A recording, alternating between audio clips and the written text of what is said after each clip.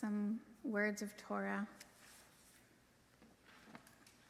But I'll first begin with a prayer, the Hineni prayer, a prayer usually recited in the tomorrow service, but which I'll share an interpretation of this evening, a prayer of presence, of accountability, of communal representation, and humble acceptance of the task at hand.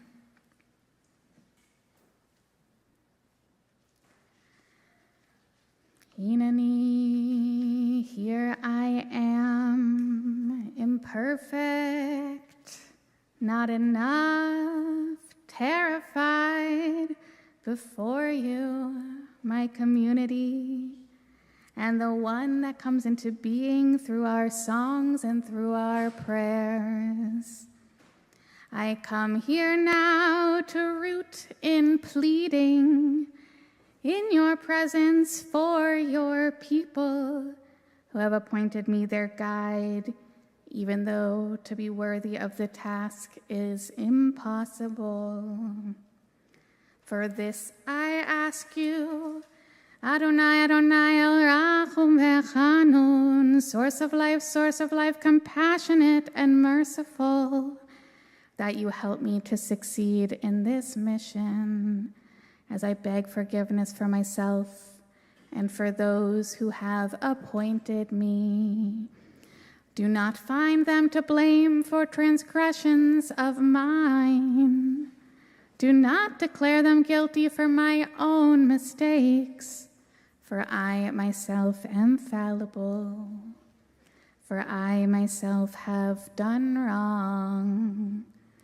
Receive my prayer as if it were the prayer of one experienced and wise, whose voice is sweet and pleasing to the ear of all those who hear it. And may all transgressions be wiped clean through love, for the sake of the people, for the sake of joy and gladness, and for the sake of life and peace. Blessed are you who listens to our prayer.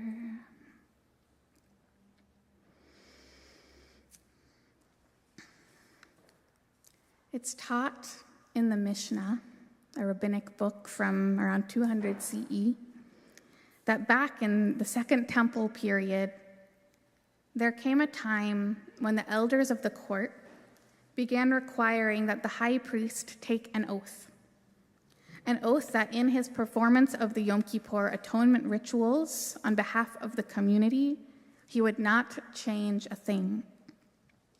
He would do exactly as they instructed him. So they would administer the oath, and he would take the oath dutifully. But after, the high priest would remove himself and cry, and so too would the elders. The rabbis ask of this, why did they all cry?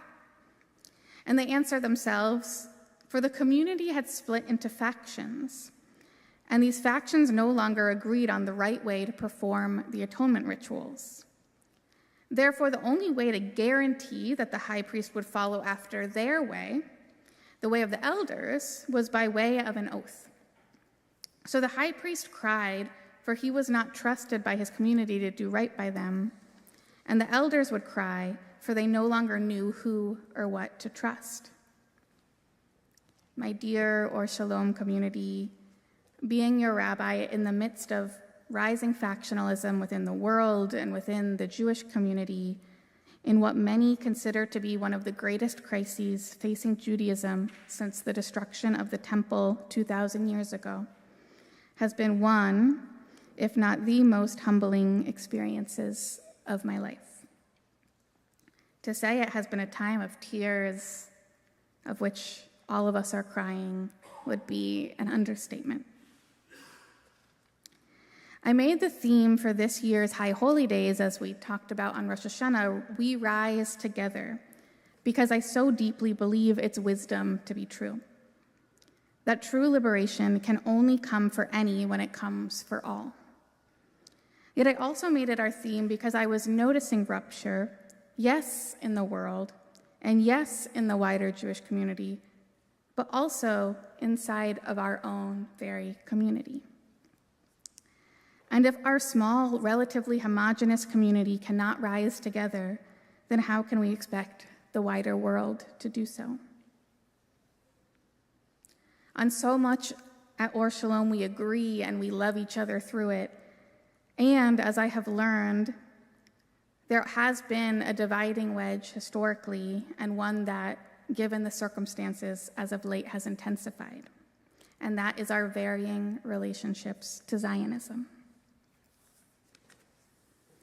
This congregation is made up of liberal Zionists, progressive Zionists, anti-Zionists, non-Zionists, post-Zionists, and people who wish we would just stop talking about Zionism. We love each other, we support one another, and I have found we can be skeptical of one another. In times of activation, we can lose trust in one another. We're living in a time when both Zionist and anti-Zionist are considered dirty words depending with whom you're speaking. In a Western world where the power structures still make it safer to be Zionist than anti-Zionist, but in which the tide of public opinion is turning against Zionism.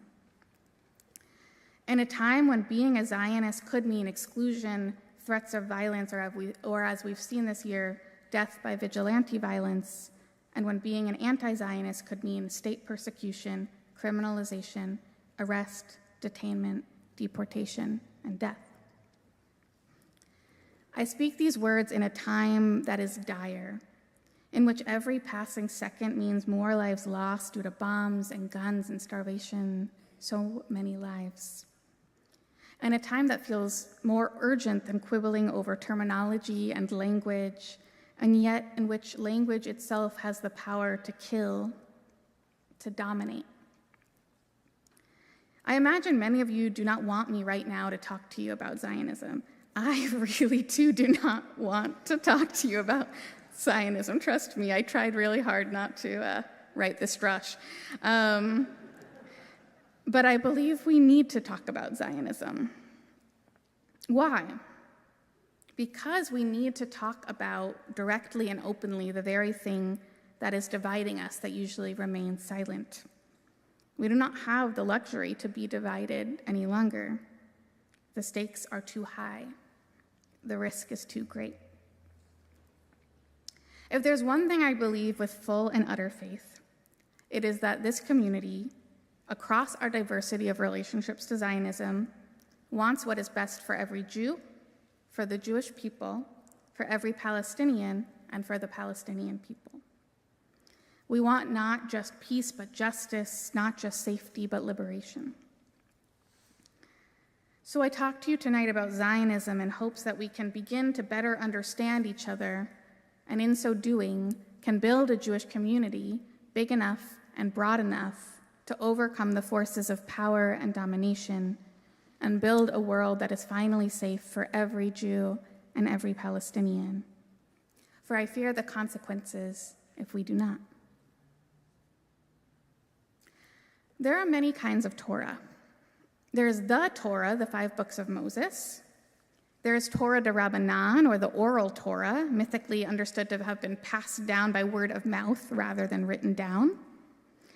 And there's also the Torah of us, the Torah we create to make sense of the world around us, in conversation with all the previous Torahs and wisdom traditions of which we interact, religious and secular. This drosh is the Torah of you, the Torah I have learned from you all over the past 2 years, collated, sifted through for themes, and presented back to you humbly. I do not claim it to be whole. I do not claim it to be fully representative, but I hope it allows each of you to see something in your fellow, something in this community that you did not see before.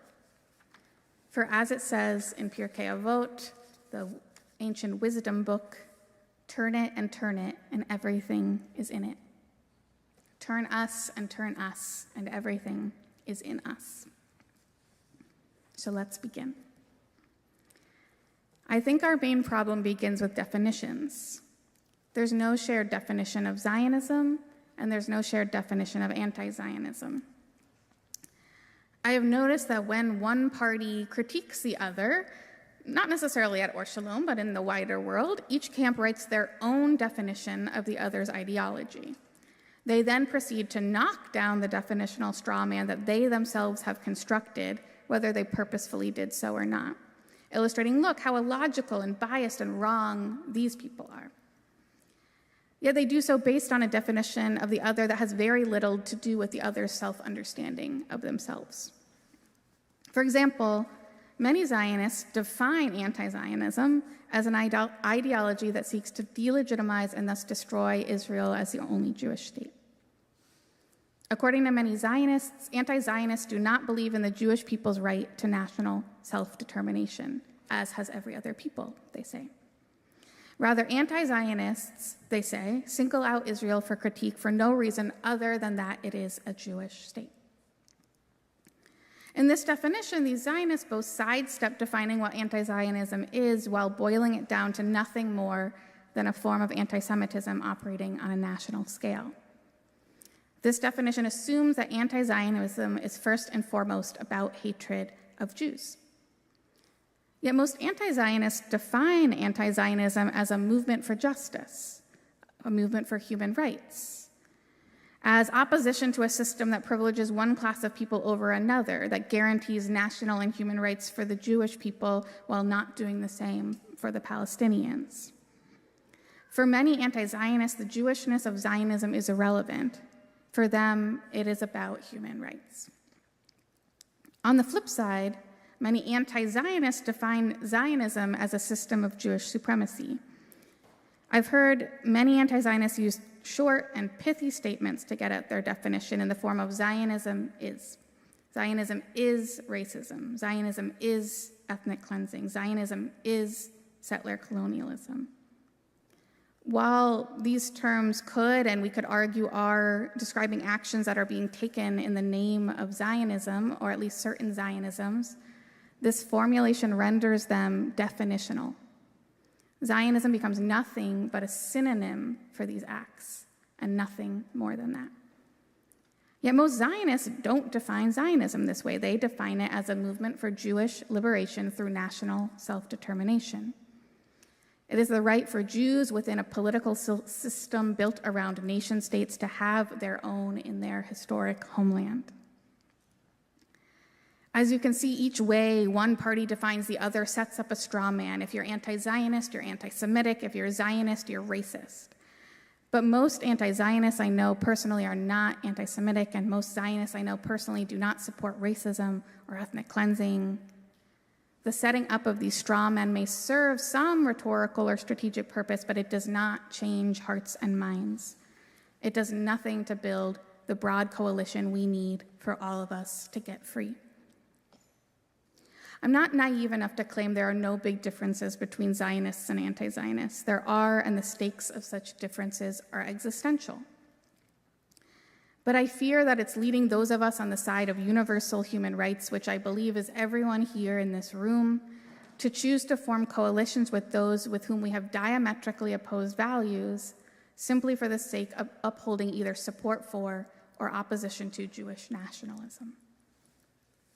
Personally, I would rather be in a big and broad coalition of human rights defenders than in a movement where everyone shares my thinking on Zionism, which, let me tell you, is complicated. And not only do I desire this, but I think it's necessary. I fear that if we, in the broader sense of we, do not unify across this rhetorical and ideological distinction, the consequences will be dire for Palestinians, for Israelis, and for the soul of the Jewish people. The stakes are high. Yet we do in this community, in the Jewish community, fail to unify. Why? I believe we don't unify because we don't feel safe enough to do so. And this lack of a sense of safety leads to a lack of trust. And I think all of this is rooted in the fact that we don't really actually understand each other. For it's easier to believe in the caricatures we make up of one another than to really do the work of understanding one another. So I want to begin with understanding. I don't feign to know from my limited and individual perspective how every Zionist or every anti-Zionist or any of the other in-between ones feels, but I've had enough conversation with all of you, my ideologically diverse rainbow of teachers, to hope that I can somewhat fairly represent both parties, albeit quite imperfectly, so that you all may receive the gift I have received from you, the gift of learning from one another. I will ask for your compassion and offer teshuvah in advance for the ways these descriptions will inevitably be incomplete. For each party, I'm going to speak in the language of we, in the spirit of Yom Kippur and collective accountability, no matter where I personally fall on the ideological spectrum. I'll begin speaking from the perspective of progressive Zionists, and then we'll switch to speaking from the perspective of anti-Zionists. But before we begin, I'm going to invite everyone to take in a big, deep breath.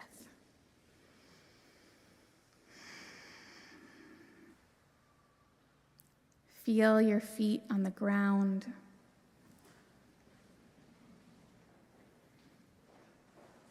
Look around at those in the room with you. Know that you are safe and brave enough to hear that which might be hard, to hear that which might challenge you, and to know that you're not in it alone. So, anti-Zionists, here is what progressive Zionists need you to know in order to feel safe and heard in broad coalition as part of a movement for human rights and collective liberation. We are traumatized. The Holocaust is only the latest example of violence against Jews for being Jews in human history. The history of violence lives in our bodies.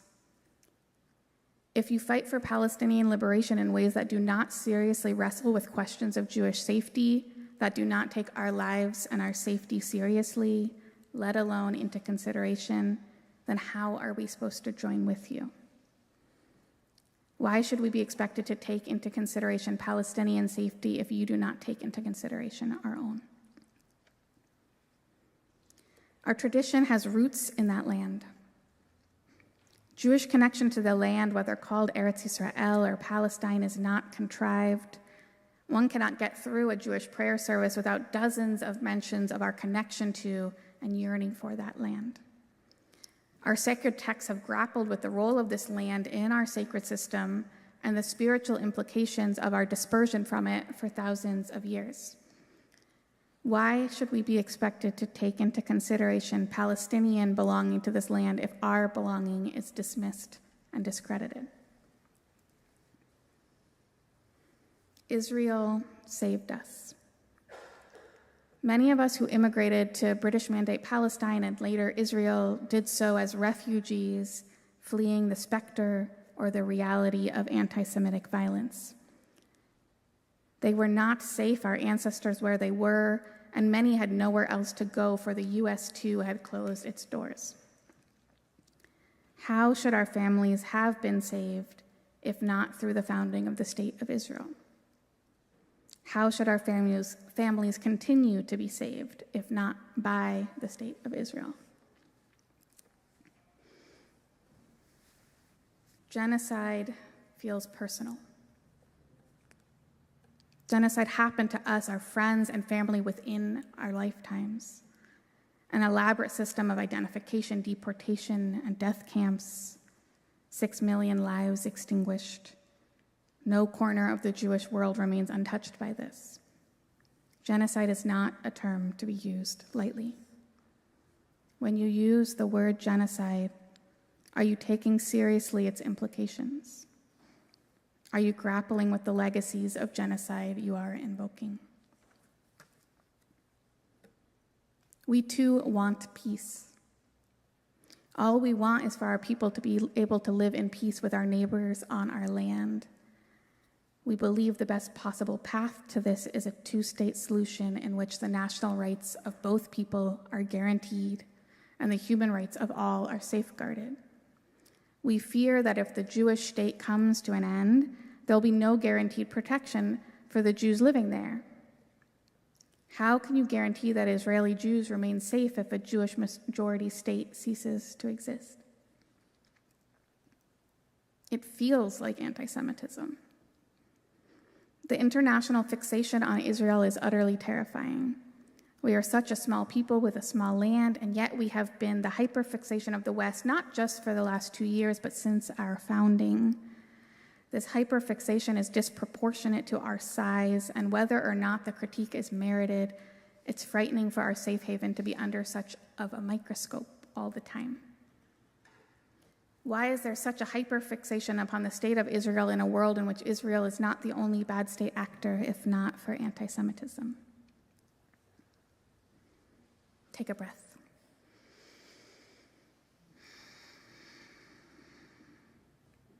Whether what I just shared reflected you, missed the mark, or challenged you out of your comfort zone, you're still safe here. We can hold it all and stay together. But for now, let's turn. Zionists, here is what anti-Zionists need you to know in order to feel safe and heard in a broad coalition as part of a movement for human rights and collective liberation. As long as Zionism has existed, so too has anti-Zionism. In the late 19th and early 20th century, Jews faced with the reality of anti-Semitism came up with many possible solutions to affect Jewish safety. Zionism was just one. When you equate anti-Zionism with anti-Semitism or say that anti-Zionists are not real Jews, you are erasing us, not just in the now, but whole Jewish histories, whole Jewish cultures that have existed for 150 years. Are you willing to accept us as full and legitimate Jews who simply practice and express our Judaism differently than you? The problem did not begin in 1967.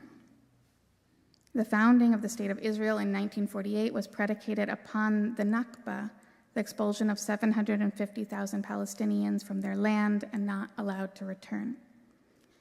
If you skip to 1967 and say the only issue is the West Bank and Gaza, you are missing the root of the problem as well as the reason Palestinians resist. Are you willing to truly grapple with this root, the cycle of violence it engenders, and what might be required to stop it? There is a power differential. This is not a war between two equal parties. It's not a battle between a moral state actor and terrorists. It's a struggle between a state with one of the largest militaries in the world, illegally occupying the land of another people while denying them basic human rights. And those stateless people who choose to resist that occupation, quite often by nonviolent and sometimes by quite violent means. While one can debate the ethics of Palestinian resistance movements and tactics, while one can be morally outraged by the violence, one cannot claim that it's a war between equals. Are you willing to believe in a reality in which you are not the sole or primary victim? The real danger of anti-Semitism is being co-opted by Trump and religious nationalists for their own agenda. Here in the United States, accusations of anti-Semitism leveraged against critics of Israel are being used to silence, to fire, to deport, to incarcerate. In Israel and Palestine, they're being used to kill, starve, and expel an entire civilian population. Anti-Semitism is real, but when it is misused as a tool to silence any dissent, then we fear real presentations of anti-Semitism will also end up getting ignored by people who would otherwise be our allies. Are you willing to stop accusing us of anti-Semitism for being opposed to what is being done in the name of Zionism? Instead, unite with us to fight against real threats of anti-Semitism worldwide. Zionism has led to the deaths of tens, if not hundreds of thousands of people. While the form of Zionism carrying out the violence at present may not be the one you believe in or practice, this violence is being committed in the name of Zionism and in the name of Jewish safety. Are you willing to engage in teshuvah for the violence being done in your name? Are you willing to call your own community, whether that be Jewish or Zionist, to account? We are losing the Jewish soul. While we can imagine how devastating the loss of the state of Israel would be to so many, we are more concerned about the loss of the Jewish soul. Jewish people in Israel are, according to Palestinian reports, genocide scholars, the UN, and international and Israeli human rights organizations, carrying out a genocide in the name of Judaism.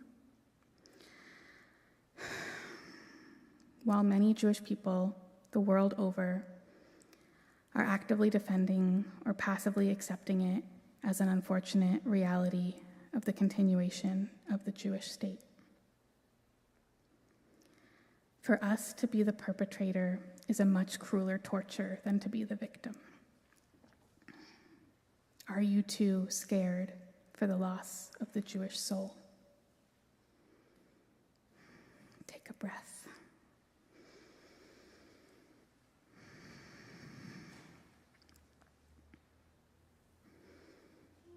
Whether what I just shared reflected you, missed the mark, or challenged you out of your comfort zone, you're still safe here.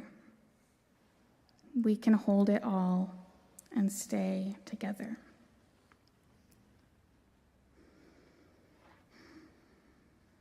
I was taught in school that to be a rabbi is to hold the dual roles of pastor and prophet. The pastor, like Moses, tends to the community's spiritual and emotional needs, validates the individual, and harmonizes the collective, guiding them on the journey of where they need to go. The prophet, like Eliyahu Hanavi, stands apart from the people, tells them the exact thing they do not want and are not ready to hear, and yet still need to hear, their own moral culpability. A pastor makes people comfortable, a prophet makes people uncomfortable. A pastor is well-liked and revered, a prophet is reviled, often persecuted, exiled, imprisoned, tortured, killed. Both roles are utterly and wholly necessary, and neither is enough on its own. In this Torah, I hope I'm doing both. As a pastor, I see you all, your hearts and your heartbreak, and I want us to stay together for the sake of this community, absolutely, but also for the sake of the world. And yet also the most prophetic thing I can say right now is that we need each other. Not in some palatable, we're all going to be the same way that sweeps our differences under the rug in the name of Shalom Bayit, in the name of a harmonious home, but rather in the if we don't stay together, I am scared how many more will die way. In the book of Jeremiah, Jeremiah warns that if the people do not turn away from acts of injustice in which they're engaged, Jerusalem will be destroyed, and the people carried off into exile. But the people did not listen. They preferred to listen to false prophets who promised peace without any required behavioral change. As we know, Jerusalem was destroyed.